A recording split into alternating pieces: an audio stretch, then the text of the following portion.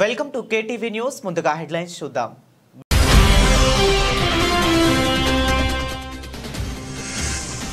ఏపీలో కూటమి ప్రభుత్వం ఏడాది పాలన పూర్తి చేసుకున్న సందర్భంగా ఇంటింటి ప్రచారం. జూలై 2న కుప్పంలో సీఎం చంద్రబాబు పర్యటన.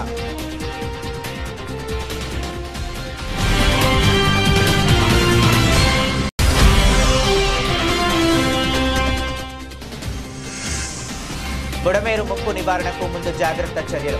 రికార్డు స్థాయిలో పనులు పూర్తి. మంత్రి నిమ్మల రామానాయుడు.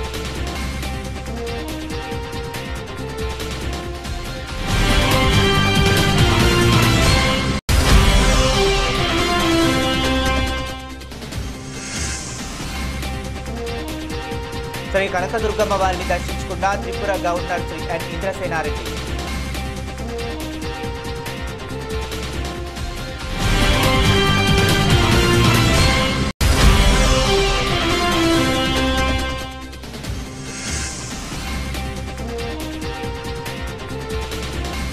విజయవాడ నూతన న్యాయస్థానాల కార్యాలయంలో ఒకరిపై ఒకరు దాడి.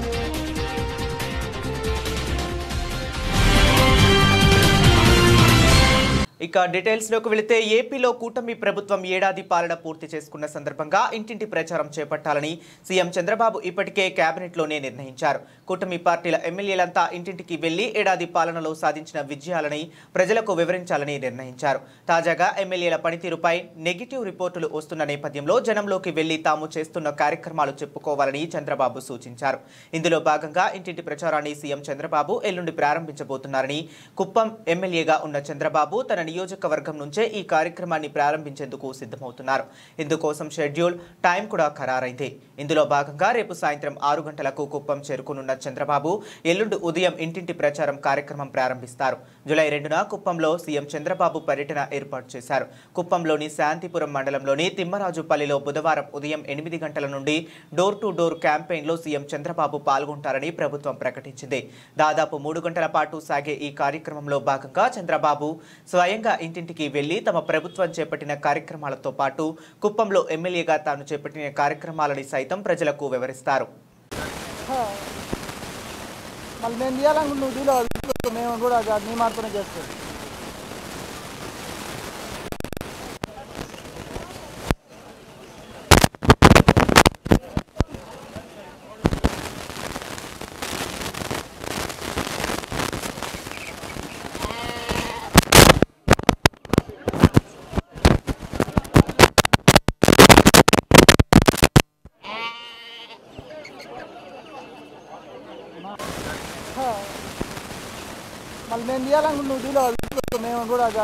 చేస్తాం.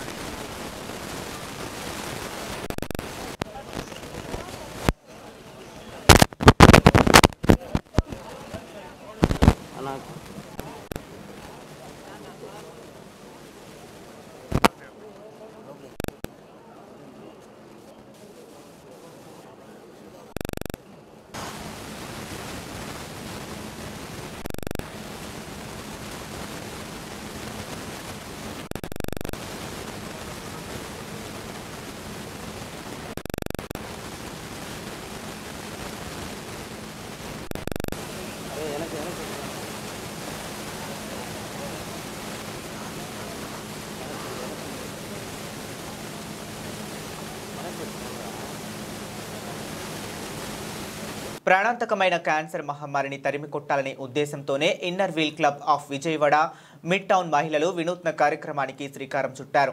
మహిళల శ్రేయస్సు కొరకు గర్భాశయ క్యాన్సర్ రాకుండా ముందస్తు చర్యగా వ్యాధి నిరోధక వ్యాక్సిన్ వేయించుకోవాలని అవగాహన కల్పిస్తూ కేబీఎన్ కళాశాల విద్యార్థులు ఇన్నర్ వీల్ సభ్యులు కలిసి క్యాన్సర్ లోగో రూపంలో కూర్చొని International Wonder Book of Record సాధించారు. International Wonder Book of Record India chief coordinator Bingi Narender Goud record ప్రశంసా పత్రాన్ని మెడల్ను Inner wheel club of Vijayawada mid Town అధ్యక్షురాలు కంతటి సంధ్యారానికి అందజేశారు. Inner wheel club of Vijayawada mid Town వారు మహిళలకు క్యాన్సర్ అవగాహన కల్పించేందుకు చేస్తున్న కృషి అభినందనీయమని International Wonder Book of Record India chief coordinator Bingi Narender Goud అన్నారు. గర్భాశయ క్యాన్సర్ వచ్చిన మహిళలు వ్యాధి ముదరకుండా ముందుగానే గుర్తించి వ్యాక్సిన్ తీసుకోవటం ప్రాణాలు కాపాడుకోవచ్చని అన్నారు. ప్రతిరోజు వ్యాయామం చేయటం, మంచి జీవన విధానం, మంచి ఆహార అలవాట్ల ద్వారా క్యాన్సర్ రాకుండా నివారించవచ్చు అని సంధ్యారాణి అన్నారు.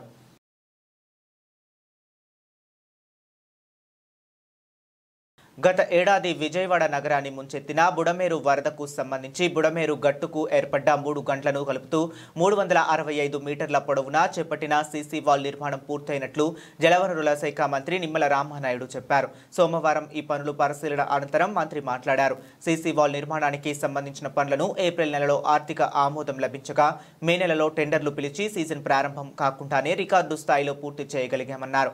సీసీ వాల్తో పాటు 7 కిలోమీటర్ల పొడవున బుడమేరు ఎడమగట్టు 1/2 మీటర్ ఎత్తు పెంచి నిర్మిస్తూ బలోపేతం చేస్తున్నామని ఆయన చెప్పారు. అదేవిధంగా వెలగలేరు రెగ్యులేటర్ కి సంబంధించి గత ఏడాది వరద వచ్చినప్పుడు గేట్లు ఓపెన్ కాలేదు. అందుకు కారణం గత 5 ఏళ్ల పాలనలో కనీసం వారు గ్రీజ్ కూడా పెట్టలేదు, మెయింటెనెన్స్ పనులు చేయలేదు. దీంతో అప్పట్లో స్థానిక రైతుల సహకారం తీసుకుని జేసీబీలు ఉపయోగించి ఆ గేట్లను తెరవడం జరిగింది. ఇప్పుడు వెలగలేరు రెగ్యులేటర్ కు సంబంధించి మొత్తం 12 గేట్లను 1.8 కోట్ల రూపాయలు ఖర్చు చేసి కొత్తవి అమర్చినట్లు మంత్రి చెప్పారు. ఈ కార్యక్రమంలో irrigation advisor M Venkateswararao, ENC Narasimhamurthy, Krishna delta CE రాంబాబుతో పాటు ఇతర ఉన్నతాధికారులు పాల్గొన్నారు. ఏదైతే నిలిచిని మాట్లాడుతూ ఉన్నామో గత సంవత్సరంలో ఇదే ప్రాంతంలో 3 గంటలు ఈ బుడమేరుకు పడి విజయవాడ ముంచెత్తినటువంటి పరిస్థితి మనందరం కూడా చూసాం.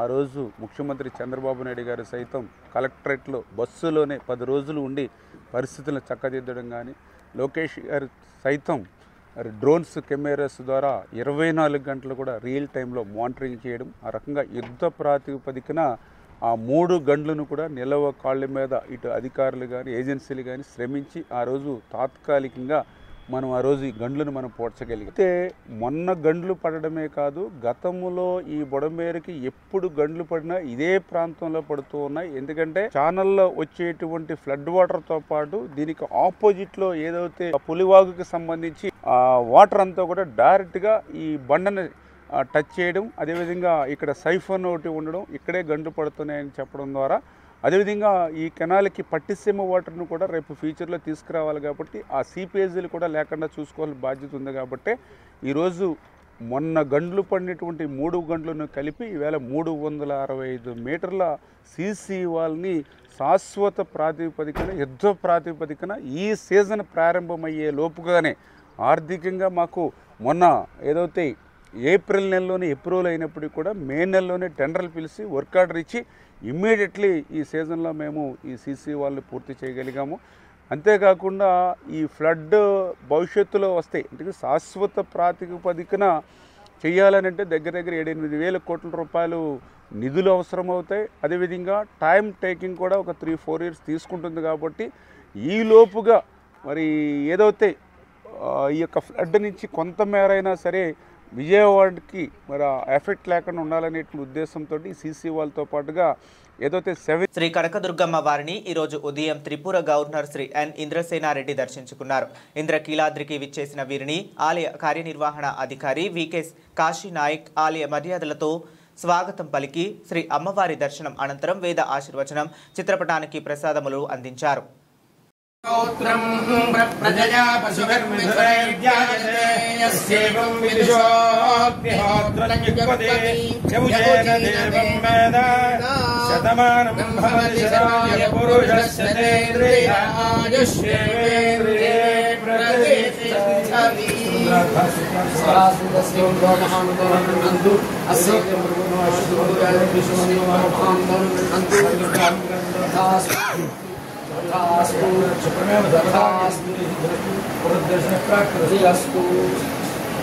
విజయవాడ నూతన న్యాయస్థానాల కార్యాలయంలో ఒకరిపై ఒకరు దాడి.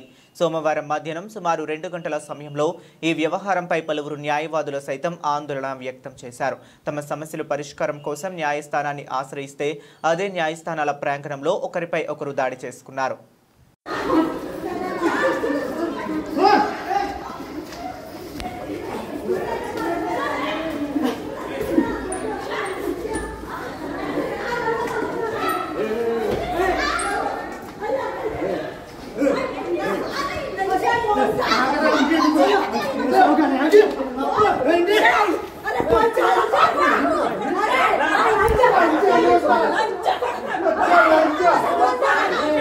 Ayo,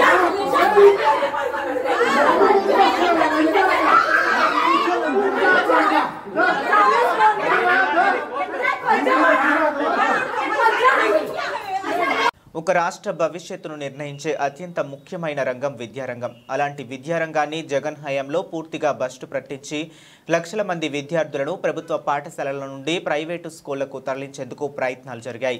విద్యా వ్యవస్థపై ఎలాంటి అవగాహన లేని MLA YS Jagan ECET counselling నిర్వహణపై విమర్శలు చేయటం ఆయన అజ్ఞానానికి నిదర్శనమంటూ టీఎన్ఎస్ఎఫ్ ఎన్టీఆర్ జిల్లా ప్రధాన కార్యదర్శి పి చరణ్ సాయి యాదవ్ తీవ్రంగా మండిపడ్డారు. ఎన్డీఏ కూటమి ప్రభుత్వం ఈసెట్ కౌన్సిలింగ్ జాప్యం చేస్తుందంటూ ఎమ్మెల్యే వైఎస్ జగన్ చేసిన వ్యాఖ్యలను టీఎన్ఎస్ఎఫ్ ఎన్టీఆర్ జిల్లా ప్రధాన కార్యదర్శి పి చరణ్ సాయి యాదవ్ తీవ్రంగా ఖండించారు. గురునానక్ కాలనీలోని విజయవాడ పార్లమెంట్ కార్యాలయం ఎన్టీఆర్ భవన్లో మీడియా సమావేశం నిర్వహించి ఎమ్మెల్యే వైఎస్ జగన్ రెడ్డి ఈ సెట్ కౌన్సిలింగ్ 2022 సెప్టెంబర్లో ఆలస్యంగా ఎందుకు నిర్వహించాడో సమాధానం చెప్పాలంటూ ఎమ్మెల్యే జగన్ను చరణ్ ప్రశ్నించారు. ఈరోజు రాష్ట్రంలో 5 సంవత్సరాల పాటు పబ్జీ ఆడి చిప్పుపోయిన మాజీ ముఖ్యమంత్రి ప్రస్తుత ఎమ్మెల్యే జగన్మోహన్ రెడ్డి గారు ఈరోజు రాష్ట్రంలో విద్యా వ్యవస్థ ఎలా రన్ చేసిద్దో కూడా మినిమం నాలెడ్జ్ లేకుండా ఈరోజు ఏమి చేయాలో తోచక ఈరోజు ఇంట్లో కూర్చొని ట్వీట్లు చేస్తూ ఉన్నారు. ఈరోజు ఈసెట్ ఎప్పుడు నిర్వహించాలో ఈ రాష్ట్ర ప్రభుత్వానికి కానీ, ఈ రాష్ట్ర విద్యాశాఖ మంత్రికి కానీ, ఈ రాష్ట్ర విద్యా వ్యవస్థకు కానీ తెలుసు. నీ హయాంలో సెప్టెంబర్లో నిర్వహించామని చెప్పి, నీ హయాంలో ఆగస్టులో నిర్వహించామని చెప్పి ఎప్పుడు పడితే అప్పుడు ఈసెట్ నిర్వహించరు. ఈరోజు ఈసెట్ ఎప్పటి నుంచో కూడా జూలై నెల ఎండింగ్లో కానీ, జూలై 2వ వారాలు 3వ వారాల్లో నిర్వహిస్తారు ఖచ్చితంగా. అదేవిధంగా ఈరోజు రాష్ట్రంలో 2025లో కూడా ఈసెట్ జూలై 3వ వారంలో ఖచ్చితంగా నిర్వహించి చూపిస్తాం జగన్మోహన్ రెడ్డి గారు. ఈరోజు మీకు విద్యా వ్యవస్థ గురించి తెలియకపోతే తెలుసుకోండి. అంతేగాని ఈరోజు ఈసెట్ ఎవరికి నిర్వహిస్తారో కూడా నాకు తెలిసి మీకు తెలిసి ఉండదు. ఈరోజు ఈసెట్ పాలిటెక్నిక్ విద్యార్థులు నిర్వహిస్తారని కూడా విషయం మీకు తెలియదు. ఈరోజు ఎంసెట్ ఎవరికి నిర్వహిస్తారో మీకు తెలియదు. మీకు తెలిసిందల్లా కేవలం ఈరోజు కూటమి ప్రభుత్వం మీద బురద ఎలా చల్లాలి, ఎక్కడ సేవలు దొరికితే ఎక్కడ సేవ రాజకీయం చేయాలి, ఈ విషయాలు తప్ప ఈరోజు విద్యా వ్యవస్థ గురించి మీకు తెలిసింది శూన్యం. ఈరోజు రాష్ట్రంలో ఒక పక్కన 475 ప్రభుత్వ ఇంటర్మీడియట్ కళాశాలలో మధ్యాహ్న భోజనం పథకం నువ్వు ఆపేస్తే ఈరోజు 475 జూనియర్ కళాశాలలో సన్న బియ్యంతో ఈరోజు విద్యార్థులు కడుపు నింపుతున్న ప్రభుత్వం కూటమి ప్రభుత్వం. ఈరోజు రాష్ట్ర విద్యాశాఖ మంత్రిగా నారా లోకేష్ గారు బాధ్యతలు చేపట్టినప్పటి నుంచి ఈరోజు విద్యా వ్యవస్థలో అనేక మార్పులు తీసుకొచ్చారు. దానికి నిదర్శనమే మేము గర్వంగా చెప్పుకుంటాం. ఈరోజు రాష్ట్రంలో ఎక్కడ కూడా ప్రభుత్వ పాఠశాలల్లో సీట్లు లేవు, మొత్తం ఫుల్ అయినాయి. ఈరోజు కేవలం దేనివల్ల అయినాయి? ఈరోజు రాష్ట్రంలో విద్యాశాఖలో తీసుకున్న మార్పుల వల్ల ఈరోజు నో అడ్మిషన్ బోర్డులు ఈరోజు ప్రభుత్వ పాఠశాలకు కనిపిస్తూ ఉన్నాయి. ఒకప్పుడు నీ ప్రభుత్వంలో, నీ తండ్రి ప్రభుత్వంలో కేవలం ప్రైవేట్ పాఠశాలకు మాత్రమే అడ్మిషన్స్ లేవని కనబడేవి. ఈరోజు ప్రభుత్వ పాఠశాలలో కూడా నో అడ్మిషన్స్ బోర్డులు కనబడతా ఉన్నాయి. ఈరోజు పేద మధ్యతరగతి విద్యార్థులు తల్లిదండ్రులు ఈరోజు గర్వంగా ప్రభుత్వ పాఠశాలకు పంపించిన మా పిల్లలు మంచిగా చదువుకుంటారు, మంచి విద్య లభిస్తుందనే నమ్మకంతో ఈరోజు ప్రభుత్వ పాఠశాలల మీద వాళ్ళకి నమ్మకం ఏర్పడింది. దానికి నిదర్శనమే పోయిన సంవత్సరంలో మెగా పేరెంట్ టీచర్స్ మీటింగ్. రాష్ట్రంలో విద్యార్థులు ఏం చదువుతున్నారో తల్లిదండ్రులకు తెలియని దుస్థితిలో ఉన్నప్పుడు ఈ రాష్ట్రంలో తల్లిదండ్రులకి, పేరెంట్స్కి, టీచర్లకి మధ్య ఒక వారధి నిర్మించి వారి భవిష్యత్తు గురించి మాట్లాడే విధంగా మెగా టీచర్స్ మీటింగ్ నిర్వహించి దాన్ని విజయవంతం చేశాం. ఈరోజు రాష్ట్రంలో ఈసెట్ కానీ, ఎంసెట్ కానీ ప్రతిదీ కూడా చట్టబద్ధంగా జరుగుతూ ఉన్నాయి. ఈరోజు మీకు తెలియనప్పుడు తెలుసుకోండి, అంతేగాని కూటమి ప్రభుత్వం మీద బుర్రజిల్లే పనులు చేయొద్దు. ఈరోజు రాష్ట్రంలో ఒక ఉత్తముడు, విద్యావంతుడు రాష్ట్ర విద్యాశాఖ మంత్రిగా విద్యాశాఖలో అనేక మార్పులు తీసుకొచ్చున్నారు. ఈరోజు రాష్ట్రంలో లోకేష్ గారు ఒకటి కాదు, ప్రతి ఒక్క క్లాస్ టు క్లాస్ తిరిగి వాళ్ళకి విద్యలో ఏం చెప్తున్నారు, సిలబస్ ఏం తీసుకొస్తున్నారు, ఆఖరికి వాళ్ళు వేసుకునే యూనిఫామ్ నుంచి స్కూల్కి వెళ్ళే బ్యాగ్ దాకా కూడా ప్రతిదీ నాణ్యమైనది తీసుకొస్తూ ఉన్నారు. నీలాగా ఎక్కడా కూడా నీ ఫోటో, నీ తండ్రి ఫోటో వేసుకున్నట్టు ఎక్కడా వేసుకోలే. ఈరోజు కూటమి ప్రభుత్వం కేవలం విద్యార్థుల భవిష్యత్తు ఆలోచించి మాత్రమే చర్యలు తీసుకుంటా ఉంది. ఈరోజు నీ ప్రభుత్వంలో మేము ఛాలెంజ్ చేసి చెప్తా ఉన్నా, నాడు నేడులో ఎంత స్కామ్ చేసావు? ఈరోజు రాష్ట్రంలో నాడు నేడు పేరుతో 200 కోట్ల రూపాయలు చిన్నపిల్లలు తినే చిక్కీ గుడ్ల మీద మీరు తినలేదా? తమ న్యాయబద్ధమైన సమస్యలను పరిష్కరించమని ఆందోళన చేస్తున్న ప్రభుత్వం పరిష్కారం చేయకపోవడం దారుణమని మున్సిపల్ ఇంజనీరింగ్ వర్కర్స్ యూనియన్ నాయకులు మహేష్ బాబు అన్నారు. కార్మికుల సమస్యలు అంటే ప్రభుత్వానికి పట్టడం లేదని ఆగ్రహం వ్యక్తం చేశారు. ఇంజనీరింగ్ కార్మికుల సమస్యలను పరిష్కరించకపోతే యూనియన్ ఆధ్వర్యంలో ఆందోళన తీవ్రతరం చేస్తామని హెచ్చరించారు. Andhra Pradesh municipal engineering workers union ఆధ్వర్యంలో మున్సిపల్ శాఖలో పనిచేస్తున్న ఇంజనీరింగ్ విభాగ కార్మికుల గాంధీనగర్ ధర్నా చౌక్లో చేపట్టిన ఆందోళన 55వ రోజుకు చేరింది. ఆందోళనలో భాగంగా కార్మికులు తమ నిరసన తెలిపారు. ప్రభుత్వం ఇప్పటికైనా స్పందించాలని డిమాండ్ చేశారు. ఈ సందర్భంగా యూనియన్ నాయకులు మహేష్ బాబు మాట్లాడుతూ అత్యవసర విభాగం అయినటువంటి నీటి సరఫరా, వీధి దీపాలు, డ్రైనేజ్, పార్క్స్లు, మెకానిక్లు, టౌన్ ప్లానింగ్, ఇంజనీరింగ్ అన్ని విభాగాల వారికి టెక్నికల్ 29,200, నాన్ టెక్నికల్ 24,500 చొప్పున వేతనాలు ఇవ్వాలన్నారు. సుప్రీంకోర్టు నిబంధనల ప్రకారమే తాము వేతనాలు అడుగుతున్నామని చెప్పారు. 10 సంవత్సరాలు పైబడిన ఇంజనీరింగ్ మున్సిపల్ కార్మికులకు క్రమబద్ధీకరించాలన్నారు. ప్రభుత్వ సంక్షేమ పథకాలు అమలు చేయాలని, హెచ్ఆర్ పాలసీ అమలు చేయాలన్నారు. ఏపీసీఓఎస్ రద్దు చేస్తే కార్మికులందరికీ పర్మనెంట్ చేయాలన్నారు. తమ డిమాండ్ల పరిష్కారంలో ప్రభుత్వం స్పందించని పక్షంలో ఆందోళన తీవ్రతరం చేస్తామని హెచ్చరించారు. డిమాండ్ల పరిష్కారంలో ప్రభుత్వం అలసత్వంగా వ్యవహరిస్తే మంచినీటి సరఫరా, వీధి దీపాలు, యూజీడీ తదితర విభాగాలలో కార్మికులు పూర్తి స్థాయిలో విధులకు హాజరు కాకుండా నిరసన తెలపాల్సి వస్తుందన్నారు. ప్రభుత్వం వెంటనే సమస్యలను పరిష్కరించాలని డిమాండ్ చేశారు. AP municipal engineer workers union రాష్ట్ర కమిటీ పిలుపులో భాగంగా గడిచినటువంటి 55 రోజులుగా నిరవధిక సమ్మెలు మున్సిపల్ ఇంజనీరింగ్ కార్మికులందరూ కూడా చేయటం జరుగుతుంది.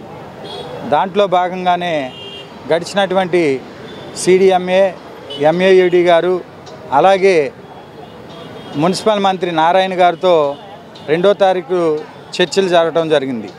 దాంట్లో ఎటువంటి మాకు జీతాలు పెంపుదల గురించి విషయం మాట్లాడటం పోవటంతో మేము జేఏసీగా జాయింట్ యాక్షన్ కమిటీగా గుంటూరులో ఉన్నటువంటి ఒక సంఘమును, అలాగే విశాఖలో ఉన్నటువంటి సంఘమును, అలాగే భీమవరంలో ఉన్నటువంటి సంఘమును, అలాగే AP municipal engineer workers union ప్రాతినిధ్యం వహిస్తూ జేఏసీ ఏర్పడటం జరిగింది. దాంట్లో భాగంగానే 55 రోజులు గడిచినప్పటికి కూడా మా కార్మికులకి జీతాలు పెంచినటువంటి పరిస్థితి. మేమేమి ఎక్కువ జీతాలు పర్మనెంట్ చేయమని అడగట్లేదు, అలాగే ఏదో చేయమని గొంతుమ కోరికలు అడగట్లేదు, కానీ కనీస వేతనం చట్టం ఏదైతే ఉన్నదో దాన్ని అమలుపరచమని అడుగుతున్నాం. ఇంజనీరింగ్ కార్మికులైనటువంటి నీటి సరఫరా, వీధి దీపాలు, పార్కుల్లో చేసేటటువంటి వారు, అలాగే అనేక విభాగాల్లో 28 విభాగాల్లో చేసేటువంటి మా కార్మికులకి మేము టెక్నికల్ పని అయ్యా మాకు జీతాలు పెంచమని అడుగుతున్నాం. గత ప్రభుత్వం 14 నెలల క్రితం ఏదైతే జగన్మోహన్ రెడ్డి గారి ప్రభుత్వంలో మాకు అన్యాయం జరిగింది, అప్పుడు గ్రూప్ ఆఫ్ మినిస్టర్లో అప్పుడు హెల్త్ ఎలివెన్స్ కింద పారిశుద్ధ కార్మికులకి, వెహికల్ డిపోలో ఉన్నటువంటి మెకానిక్లకి, అలాగే పార్కుల్లో చేసేటటువంటి టాయిలెట్ క్లీనర్కి మాత్రమే ఈ 6,000 రూపాయలు హెల్త్ ఎలివెన్స్ అనేది క్లీన్ ఎలిమెంట్ కింద తీసుకొచ్చి వాళ్ళకి ఇచ్చినారు. అదేవిధంగా మున్సిపల్ ఇంజనీరింగ్ కార్మికులకి గతంలో ఏదైతే పారిశుద్ధ కార్మికులకి, ఇంజనీరింగ్ కార్మికులకి ఒకే విధమైనటువంటి జీవోలు ఉండేవో ఆ జీవోలు అమలు. విజయవాడ క్యాంపు కార్యాలయంలో వెలిగొండ, పోలవరం ఎడమ కాలువ ప్రాజెక్టుల పనులపై మంత్రి నిమ్మల రామానాయుడు సమీక్ష నిర్వహించారు. వెలిగొండ ప్రాజెక్టు, పోలవరం ఎడమ కాలువ పనులు ఆలస్యంగా జరుగుతుండటంపై అధికారులు, ఏజెన్సీల ప్రతినిధులపై మంత్రి ఆగ్రహం వ్యక్తం చేశారు. నిర్దేశిత లక్ష్యానికి అనుగుణంగా పనులు జరగకుండా జాప్యం చేస్తున్న ఏజెన్సీలకు, అధికారులకు నోటీసులు జారీ చేయాలన్నారు. నిర్దేశించిన లక్ష్యానికి అనుగుణంగా టెన్నెల్స్లో బిగించింగ్, లైనింగ్ పనులు పూర్తి చేయాలని ఆదేశించారు. Feeder canal, lining, retaining wall నిర్మాణానికి అనుమతులు రాగానే టెండర్లు పిలిచి పనులు వెంటనే ప్రారంభించాలన్నారు.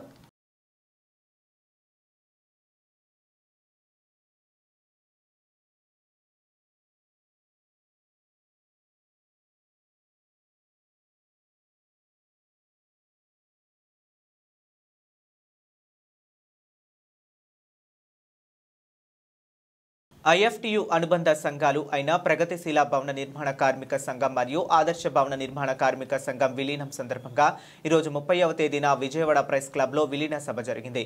భవన నిర్మాణ కార్మిక సంఘం రాష్ట్ర అధ్యక్షులు జె వెంకటేశ్వర్లు అధ్యక్షతన వహించిన ఈ సభకు ముఖ్య అతిథిగా హాజరైన కె పొలారి మాట్లాడుతూ గత ప్రభుత్వాలు నీరుగార్చిన భవన నిర్మాణ కార్మికులు బీఓసీ బోర్డును పునరుద్ధరించి సంక్షేమ పథకాలు అమలు చేయాలన్నారు. గత ప్రభుత్వం, అంతకు ముందుంటి ప్రభుత్వం కూడా బోర్డు నిధులను దారి మళ్లించి భవన నిర్మాణ నిర్మాణ కార్మికులకు అన్యాయం చేశారని గుర్తు చేశారు. హరప్ప, మొహంజదారో పురాతన నాగరికతల దగ్గర నుంచి నేటి ఆధునిక నాగరికత సమాజం వరకు రహదారులు, బిల్డింగులు, ఆకాశ హార్మాయాలు నిర్మిస్తున్న భవన నిర్మాణ కార్మికులు పారిశ్రామిక, సంఘటిత, అసంఘటిత కార్మిక వర్గంలో అట్టడుగు స్థాయిలో ఉండటం చాలా బాధాకరమని అన్నారు. భవన నిర్మాణ కార్మికులను సంక్షేమ పథకాలు అమలు చేయడానికి కేంద్ర ప్రభుత్వం తీసుకొచ్చిన చట్టం ద్వారా బోర్డులు ఏర్పడ్డాయని, అదేవిధంగా నిర్మాణదారులు 1% సెన్సెక్స్ కు నిర్మాణ కార్మిక సంక్షేమం కోసం వసూలు చేస్తున్నారని గుర్తు చేశారు. ఈ సభలో IFTU రాష్ట్ర సహాయ కార్యదర్శి KV రమణ కూడా ప్రసంగించారు. ఏలూరు అరుణోదయ కళాకారులు శ్రామిక గీతాలను ఆలపించారు. 8 జిల్లాల నుండి 75 మంది ప్రజలు ఈ సభకు హాజరయ్యారు. ఏపీ ప్రగతిశీల భవనేతర నిర్మాణ కార్మిక సంఘం, ఆదర్శ భవన నిర్మాణ కార్మిక సంఘం ఈ రెండు సంఘాల విలీన సభ ఈరోజు విజయవాడలో జరుగుతూ ఉంది. ముఖ్యంగా భవన నిర్మాణ రంగంలో పనిచేస్తున్న కార్మికులంతా కూడా వాళ్ళ హక్కుల కోసం పోరాడాల్సిన కర్తవ్యం నేడు ఎంతైనా ఉంది. ఎందుకనంటే దాదాపు భవన నిర్మాణ బోర్డుని ఈ రాష్ట్రంలో 2009లో ఏర్పాటు చేశారు. అప్పటి నుంచి 2018 వరకు కూడా చాలా సజావుగా సాగింది. అనేక సంక్షేమ పథకాలు అమలయ్యాయి. సహజ మరణానికి కానీ, ప్రమాద మరణానికి కానీ, అదేవిధంగా పెళ్లికి కానీ, లేదంటే మెటర్నిటీ బెనిఫిట్ కానీ, విద్యార్థుల స్కాలర్షిప్లు కానీ, కార్మికులకు పనిముట్లు కానీ అన్ని సంక్షేమ పథకాలు సక్రమంగా అమలు జరిగాయి. కానీ 2018 నుంచి చంద్రబాబు నాయుడు ఈ సహజ మరణాన్ని, ప్రమాద బీమాని చంద్రన్న బీమాగా మార్చేశాడు. జగన్ వచ్చిన తర్వాత దాన్ని జగనన్న బీమాగా మార్చేశారు. ప్రభుత్వాలు వాళ్ళ అవసరాల కోసం ఈ బోర్డు నిధుల్ని పక్కదారి మళ్లించారు. ఈ బోర్డులో కార్మికుల డబ్బు ఉంది తప్ప చంద్రబాబు నాయుడు డబ్బు, జగన్ డబ్బు, లేకపోతే రాష్ట్ర ప్రభుత్వం డబ్బు, కేంద్ర ప్రభుత్వం డబ్బు ఒక్క రూపాయి కూడా లేదు. ఏదైతే కార్మికుల సంక్షేమం కోసం నిర్మాణ రంగం నుంచి ఒక 1% సెస్ వసూలు చేస్తున్నారో ఆ సెస్ డబ్బులన్నీ కూడా కార్మికుల సంక్షేమానికి ఖర్చు పెట్టాల్సింది పోయి ఈ ప్రభుత్వాలు పక్కదారి పట్టిస్తూ ఉన్నాయి. ఈ ప్రభుత్వాలకు వ్యతిరేకంగా సుప్రీంకోర్టు తీర్పు ఇచ్చింది. బోర్డు నిధులు ఏ రాష్ట్ర ప్రభుత్వం వాడుకున్న బోర్డుకి జమ చేయండి, అవి కార్మికుల సంక్షేమం కోసం ఖర్చు పెట్టాలని చెప్పేసి సుప్రీంకోర్టు చెప్పినప్పుడు కూడా దున్నపోతు మీద వర్షం కురిసిన చందంగా ఈ ప్రభుత్వాలు, కేంద్ర రాష్ట్ర ప్రభుత్వాలు వ్యవహరిస్తూ ఉన్నాయి. కోట్లాది రూపాయలు దారి మళ్లిస్తూ ఉన్నాయి. దీన్ని తీవ్రంగా వ్యతిరేకిస్తూ ఉన్నాం. జగన్ను విమర్శించి జగన్ కంటే భవిష్యత్ బాగుంటుంది, నిర్మాణ రంగాన్ని ఉరుకులు పరుగులు పెట్టిస్తాను, ఇసుకను ఉచితంగా ఇస్తాను, నేను చాలా పారదర్శకంగా ఉంటానని చెప్పి విదేశాల్లో MBBS విద్యను అభ్యసించిన విద్యార్థులు ఆరోగ్య విశ్వవిద్యాలయం గుర్తింపు కోసం ఆందోళన బాటపట్టారు. కొన్నేళ్లుగా నిరసన తెలుపుతున్నా ఏపీ వైద్య మండలి అధికారులు పట్టించుకోవటం లేదని ఆవేదన వ్యక్తం చేశారు. సోమవారం సుమారు 60 మంది విదేశాల్లో MBBS పూర్తి చేసిన వైద్యులు తమకు శాశ్వత రిజిస్ట్రేషన్లు చేయాలని పట్టుబట్టారు. జాతీయ వైద్య మండలి ఆదేశాల మేరకే తాము రిజిస్ట్రేషన్లు చేయలేకపోతున్నామని ఏపీ మెడికల్ కౌన్సిల్ మరోవైపున వాదిస్తుంది. తమతో పాటు చదివిన ఇతర రాష్ట్రాల వారికి అక్కడి వైద్య మండళ్లు గుర్తింపు ఇచ్చాయని, కేవలం ఏపీ వైద్య మండలి మాత్రమే తమపై కక్ష సాధింపు ధోరణి అనుసరిస్తుందని ఆరోపించారు. వైద్య మండలి ఉన్నతాధికారులు తమ అభ్యర్థనను తోసిపుచ్చుతున్నారని, విశ్వవిద్యాలయం చుట్టూ తిరుగుతున్నా పట్టించుకోవటం లేదని వాపోయారు. చేసేది లేక తామంతా నిరాహార దీక్షకు కూర్చున్నామని తెలిపారు. నమస్కారం అండి. మేము ఇక్కడ ఫారెన్ మెడికల్ గ్రాడ్యుయేట్స్ ఆంధ్రప్రదేశ్ నుంచి. మేము అక్కడ 5 years or 6 years కష్టపడి చదువుకొని ఇక్కడికి వస్తామండి. ఇక్కడికి వచ్చిన తర్వాత మమ్మల్ని సర్టెన్ రూల్స్ అనేవి NMC మాకు ఇష్యూ చేస్తుంది. దాని తర్వాత ఒక కష్టమైన ఎగ్జామ్ పాస్ అయ్యి మేము ఇంటర్న్షిప్ అనేది స్టార్ట్ చేస్తాము. ఆ ఇంటర్న్షిప్ అనేది స్టార్ట్ చేసిన తర్వాత మాకు ఒక 1 year 2 years అనేది వాళ్ళు ఇష్టం వచ్చినట్టు వాళ్ళు ఎన్ని సంవత్సరాలు అనేది వాళ్ళు వేస్తున్నారండి. 1 సంవత్సరం అనేది ఎవరికైనా వేస్తారు, కానీ మాకు స్టైఫండ్ కూడా ఇవ్వకుండా 1 సంవత్సరం 2 సంవత్సరాలు, ఒకటి చేసి వచ్చిన వాళ్ళకి 2 చేసి వచ్చిన వాళ్ళకి 3 కూడా వేస్తున్నారు. ఇప్పుడు మాకేంటంటే స్టైఫండ్ ఇవ్వకుండా ఊరికే చేయిస్తున్నారు. ఇప్పుడు మళ్ళీ మేము అన్ని సంవత్సరాలు కష్టపడి చదివి వచ్చి చేసిన తర్వాత కూడా ఇప్పుడు పర్మనెంట్ రిజిస్ట్రేషన్స్ ఇవ్వడానికి మళ్ళీ మాకు ఇబ్బంది పెడుతున్నారు. అసలు ఏ స్టేట్లో కానీ అసలు ఎక్కడా లేదు ఈ కష్టాలన్నీ. మాకు ఒక లెటర్ ఉంటే చాలు అని చెప్పి అన్ని స్టేట్స్లోని PRలు ఇస్తున్నారు, అన్ని స్టేట్స్లోని కౌన్సిలింగ్ చేస్తున్నారు, అన్ని స్టేట్స్లో FMGs బాగానే ఉన్నారు. ఒక APMCలో మాత్రం ఒక ఏపీకి కొత్త రూల్స్ వస్తున్నాయి. అసలు NMCలో ఎక్కడ లేని రూల్స్, దేశంలో ఎక్కడ ఫాలో అవ్వని రూల్స్ అన్నీ ఏపీలోనే వస్తున్నాయి. కేవలం ఒక వ్యక్తి వల్ల మేము ఇంత సఫర్ అవ్వాల్సి వస్తుంది. పోనీ ఏదైనా పర్టికులర్ రూల్ లేకపోతే ఏదైనా ఒక సర్టెన్ ఇది దీనివల్ల అని చెప్పమంటే ఇప్పటి వరకు ఏ రూల్ అనేది ఎప్పుడూ చెప్పరు మాకు. ఏమన్నా అంటే మీరంటే నాకు ఇష్టం లేదు, నాకు సంబంధం లేదు, మీరు చేయాల్సిందే అంటారు. ఏ రూల్ ప్రకారం అంటే ఒక రూలు ఉండదు. ఎందుకు చేయాలి అంటే కారణం ఉండదు. మీరు నాకు నచ్చలేదు కాబట్టి మీరు 2 ఏళ్ళైనా చేయాలి, 3 ఏళ్ళైనా చేయాలి. అంటే ఇంటర్న్షిప్ చేస్తే మా చేతిలో జనాల ప్రాణాలు ఉండవా? అప్పుడు రిజిస్ట్రేషన్ లేకపోతేనే మేము అర్హులం అవుతామా ఏంటి? 2 సంవత్సరాలు చేస్తే మేము అర్హులం అయిపోతామా? అప్పుడు లేనిది ఇప్పుడు ఏమొస్తుంది మాకు? ఒక రిజిస్ట్రేషన్ ఇవ్వడానికి ఇంత కష్టపడుతున్నారు.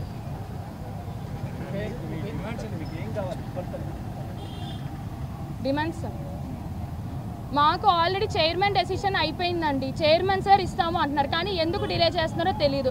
ఏమన్నా అడిగితే రిజిస్టర్ గారు నేను ఇవ్వను అని ఒకటే మాట చెప్తున్నారు. మా డిమాండ్స్ అలా ఉన్నవి ఒకటి, ఫస్ట్ అర్జెంటుగా 1.5 సంవత్సరం నుంచి ఆపేసిన పిఆర్లు ఇవ్వాలి. తర్వాత 2 ఏళ్ళు 3 ఏళ్ళు ఇష్టం వచ్చినట్టు అన్యాయంగా వేసేశారు. వాళ్ళందరివి అవన్నీ క్యాన్సిల్ చేసి అన్యాయంగా వేసిన ప్రతి అలాట్మెంట్ లెటర్ వెనక్కి తీసుకోవాలి. ప్రతి ఒక్క వర్కింగ్ ఎఫ్ఎంజీకి స్టైఫండ్ ఇవ్వాలి. Thank you. ఏఐఎస్ఎఫ్ రాష్ట్ర ఉపాధ్యక్షులు ఆంధ్ర రాష్ట్రం నుంచి వైద్య విద్యార్థులు వారి కళ్ళకన్నటువంటి కళలను నెరవేర్చుకోవడానికి విదేశాలు వెళ్ళి మన రాష్ట్రంలో అవకాశాలు కలగపోక ఇక్కడ కోట్ల రూపాయలు ఖర్చు పెట్టి వాళ్ళు వైద్య విద్యను పూర్తి చేసుకోలేకుండా విదేశాలకు వెళ్ళి అతి తక్కువ ధరలో వాళ్ళు వైద్య విద్యను పూర్తి చేసుకున్న తర్వాత మళ్ళీ వాళ్ళు తిరిగి వచ్చిన తర్వాత ఎన్ఎంసీ కానీ ఇక్కడ ఉన్నటువంటి ఏపీఎంసీ కానీ మన రాష్ట్రానికి సంబంధించి వాళ్ళకి ఎగ్జామ్స్ కండక్ట్ చేస్తారు. ఎగ్జామ్స్లో క్వాలిఫై అయినారు. తర్వాత మన రాష్ట్రం నుంచి వాళ్ళకి పర్మనెంట్ రిజిస్టర్డ్ సర్టిఫికేట్ అందించాలని చెప్పి వాళ్ళు దాదాపు 1 సంవత్సరం నుంచి గుడి చుట్టూ ప్రదర్శనలు చేసినట్టుగా ఈ యొక్క ఏపీఎంసీ చుట్టూ నెలకి 2 నెలలకి 3 నెలలకి వస్తున్నారు పోతున్నారు. మరి సమాధానం మాత్రం చెప్పడానికి ఒకరంటే ఒకరు లేని సందర్భంలో కూడా కమిషనర్ ఇక్కడ ఉన్నటువంటి చైర్మన్ గారు అపాయింట్ అయిన వెంటనే మీ సమస్యలు పరిష్కారం చేస్తున్నారు. చైర్మన్ అపాయింట్ అయ్యి కూడా 3 నెలల పరిధి కాలం అవుతుంది. ఇప్పటికి కూడా ఫారెన్ మెడికల్ గ్రాడ్యుయేట్ సమస్యలు మాత్రం పరిష్కారం కాలేదు. వాళ్ళు ఏమని అడుగుతుంటే మీరు మళ్ళీ ఇంటర్న్షిప్ 1 సంవత్సరం ఎక్స్ట్రా చేయాలంటున్నారు. మేము అడుగుతున్నాం విద్యార్థుల పక్షాన ఏఐఎస్ఎఫ్గా వాళ్ళు నిజంగానే క్వాలిఫైడ్ కాకపోతే, వాళ్ళు నిజంగానే ఇంటర్న్షిప్కి ఎలిజిబుల్ కాకపోతే, వాళ్ళకి ఎంత ఎక్స్పీరియన్స్లు కాకపోతే ఆంధ్ర రాష్ట్రంలో ఉన్నటువంటి ప్రభుత్వ వైద్య హాస్పిటల్లో ఏ విధంగా మీరు వాళ్ళ దగ్గర నుంచి సర్వీసెస్ చేయించుకుంటారు, ఏ విధంగా అక్కడ ఉన్నటువంటి రోగులకి వాళ్ళ దగ్గర నుంచి వైద్యం అందిస్తారు? వారు నిజంగా అంత మాత్రం క్వాలిఫైడ్ కాలన్నప్పుడు ఏ పద్ధతిలో మీరు వాళ్ళ దగ్గర నుంచి సర్వీసెస్ అందిస్తారు? ఆ పద్ధతిలో వాళ్ళ దగ్గర నుంచి మీరు అన్ని విధాలుగా వాళ్ళ దగ్గర మెడికల్ గ్రాడ్యుయేట్స్ని వాళ్ళు ఇష్టానుసారంగా వాళ్ళు తిప్పించుకుంటున్నారు. ఇది సరైన పద్ధతి కాదు. ఇప్పటికైనా స్పందించాలి. రిజిస్టర్ గారు మీరు ఆటలాడుతున్నారు విద్యార్థుల జీవితాలతో, రోడ్లు ఎక్కించే ప్రతిరోజు వాళ్ళ జీవితాలను నాశనం చేస్తున్నారు. వాళ్ళే కాదు వాళ్ళ తల్లిదండ్రులు కూడా ఈరోజు వివిధ రకాలుగా పనుల నుంచి వాళ్ళు వదులుకొని ఈరోజు వస్తున్నారు. మరి ఇన్ని రోజులు వివిధ రాష్ట్రాలకు వివిధ దేశాలకు వెళ్ళి చదువుకున్న విద్యార్థులు మళ్ళీ తిరిగి వచ్చి మన ఏపీఎంసీ ముందు ఇన్ని నెలలుగా పడిగాపులు కాస్తూ అయ్యో రామా మా సర్టిఫికేట్లు మాకు ఇవ్వండి అని అడుగుతున్నారంటే వాళ్ళు వైద్య విద్యను పూర్తి చేసుకున్నారు, క్వాలిఫైడ్ పర్సన్స్, మరి ఇవ్వడానికి మీకేం అభ్యంతరం అని చెప్పి కూడా ఈ సందర్భంగా మేము అడుగుతున్నాం. ఇప్పటికీ చాలా ప్రశాంతంగా వాతావరణంలో వాళ్ళు నిరసన వ్యక్తం తెలియజేస్తున్నారు. మా పిఆర్లు మాకు ఇవ్వని అడుగుతున్నారు. మరి ఇక్కడ ఉండే సందర్భంకి పోలీస్ వ్యవస్థ వస్తున్నారు, మేము మీ సర్టిఫికేట్లు ఇప్పిస్తాము, మేము అందిస్తాము, మీరు వెళ్ళిరండి అంటున్నారు. అదేవిధంగా విద్యార్థులు కూడా చాలా గౌరవంగా పెద్దవారు చెప్పిన మాటలు వింటున్నారు, వెళ్ళిపోతున్నారు. కానీ లోపల ఉన్నటువంటి రిజిస్టర్ గారు స్పందించారు, చైర్మన్ గారు స్పందించారు. ఇక్కడ ఉన్నటువంటి బయట గేట్ల దగ్గరనే పోలీసు వాళ్ళు చెప్పినట్టుగానే వాళ్ళు వెళ్ళిపోతారు. మరి వీళ్ళ సమస్యలు ఎవరు పరిష్కారం చేస్తారు, ఎవరు పట్టించుకుంటారు? ఉన్నటువంటి విద్యాశాఖ మంత్రి గారిని, సీఎం గారు, డిప్యూటీ సీఎం గారు గారిని ప్రతి ఒక్కరిని ఇక్కడ ఉన్నటువంటి విద్యార్థులు కలిసి అయ్యో సార్ ఇది మా సమస్యను పరిష్కరించని చెప్పి హెల్త్ మినిస్టర్ని కూడా కలిశారు. మరి సమస్య పరిష్కారం అయిందా? మళ్ళీ వాళ్ళు ఎక్కడ తిరిగి బయటికి వెళ్ళి అందరూ కలవడం, మళ్ళీ తిరిగి వచ్చి గేట్ దగ్గరకు వచ్చి మళ్ళీ ఇక్కడ అడగడం, ఇదే ప్రతి నెల ప్రతిరోజు కొనసాగుతుంది. కావున వెంటనే వారికి పిఆర్లు వెంటనే ఇష్యూ చేయాలని చెప్పి కూడా ఏఐఎస్ఎఫ్గా మేము డిమాండ్ చేస్తున్నాం. లేకపోతే ఈ ఏపీఎంసీని ముట్టడిస్తామని చెప్పి కూడా ఈ సందర్భంగా మీకు తెలియజేస్తున్నాం. ఎందుకంటే వీరి సమస్య పరిష్కారం అయ్యేంత వరకు కూడా ఇక్కడి నుంచి కదిలేదే లేదని చెప్పి వాళ్ళు చాలా గట్టిగా వచ్చారు, పోరాడతారు, సాధించారు ఈ విజయాన్ని అని చెప్పి కూడా ఈ సందర్భంగా మీడియా ముఖంగా ఉన్నట్టు అధికారులకు, విద్యాశాఖ అధికారులకు కూడా అందరికీ కూడా తెలియజేస్తున్నాం. విజయవాడ నగరపాలక సంస్థ అదనపు కమిషనర్ డాక్టర్ డి చంద్రశేఖర్ సోమవారం ఉదయం ప్రధాన కార్యాలయంలో గల కమాండ్ కంట్రోల్ రూమ్లో సోమవారం నిర్వహించే ప్రజా ఫిర్యాదుల పరిష్కార వేదికను అధికారులతో నిర్వహించారు. ఈ సందర్భంగా అదనపు కమిషనర్ మాట్లాడుతూ ప్రజల సమస్యలను వేగంగా, సమర్థవంతంగా పరిష్కరించడం నగరపాలక సంస్థ ప్రధాన లక్ష్యమని పేర్కొన్నారు. ఫిర్యాదులపై వెంటనే స్పందించడంతో పాటు వాటికి శాశ్వత పరిష్కారం కనుగొనడంపై అధికారులకు సూచనలు ఇచ్చారు. ఈ కార్యక్రమంలో chief city planner Sanjay Ratnakumar, chief engineer of Srinath Reddy, superintendent ఇంజనీర్లు P Satyakumari, P Satyanarayana, district fire officer Malyadri, veterinary assistant surgeon doctor B Somasekhar Reddy తదితరులు పాల్గొన్నారు.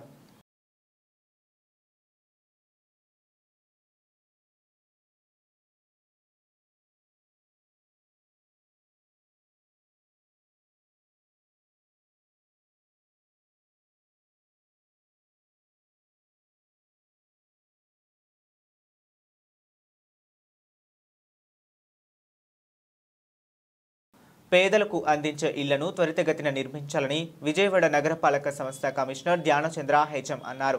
కార్పొరేషన్ ప్రధాన కార్యాలయంలో గల నూతన భవనంలో మీటింగ్ హాల్లో కాంట్రాక్టర్లు, లబ్ధిదారులు, హౌసింగ్, విఎంసీ అధికారులతో సోమవారం సాయంత్రం సమన్వయ సమావేశం నిర్వహించారు. ఈ సందర్భంగా విజయవాడ నగరపాలక సంస్థ కమిషనర్ ధ్యానచంద్ర మాట్లాడుతూ కాంట్రాక్టర్లు అందరూ సహకరించాలని, త్వరితగతిన ఇళ్లన్నీ పూర్తి చేయాలని అన్నారు. కాంట్రాక్టర్లు, అధికారుల మధ్యలో ఉన్న సమన్వయ లోపంలో ఉన్న సమస్యలను ముఖాముఖి చర్చించడంతో సమస్యలను పరిష్కరిస్తూ ప్రభుత్వం తరపు నుండి వారికి సంపూర్ణ సహాయం అందుతుందని, వారికి ఎటువంటి ఇబ్బందులు కలగకుండా అధికారులు చర్యలు తీసుకుంటారని అన్నారు. కాంట్రాక్టర్లకు కేటాయించిన ఇళ్ల నిర్మాణ పనులను త్వరితగతిన పూర్తి చేయాలని అన్నారు. ఈ కార్యక్రమంలో విజయవాడ నగరపాలక సంస్థ chief engineering or Srinath Reddy, superintendent engineering P Satyanarayana, project officer విభాగం పి వెంకటనారాయణ, ఎగ్జిక్యూటివ్ ఇంజనీర్లు, హౌసింగ్ డిపార్ట్మెంట్ పిడి రజనీకుమారి, హౌసింగ్ సిబ్బంది, విఎంసీ సిబ్బంది పాల్గొన్నారు.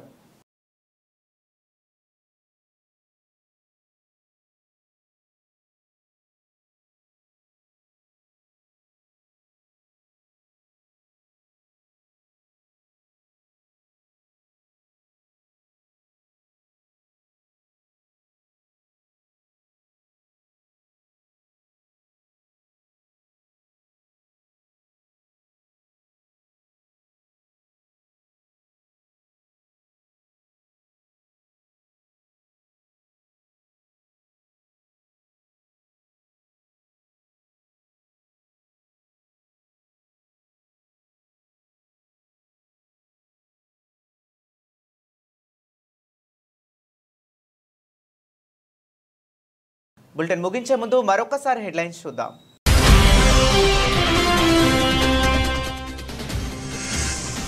ఏపీలో కూటమి ప్రభుత్వం ఏడాది పాలన పూర్తి చేసుకున్న సందర్భంగా ఇంటింటి ప్రచారం. జూలై 2న కుప్పంలో సీఎం చంద్రబాబు పర్యటన.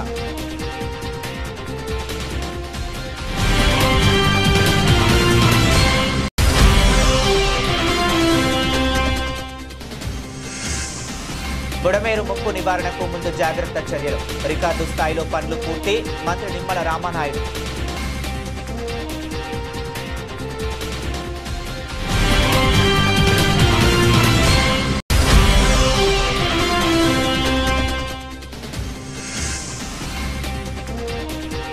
శ్రీ కనకదుర్గమ్మ వారిని దర్శించుకున్న త్రిపుర గవర్నర్ శ్రీ ఎన్ ఇంద్రసేనారెడ్డి.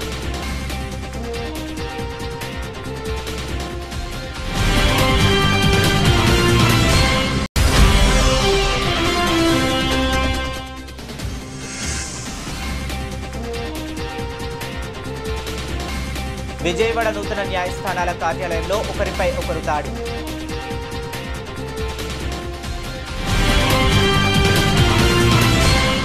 ఇవి ఇప్పటి వరకు ఉన్న అప్డేట్స్. మరిన్ని అప్డేట్స్ కోసం కీప్ వాచింగ్.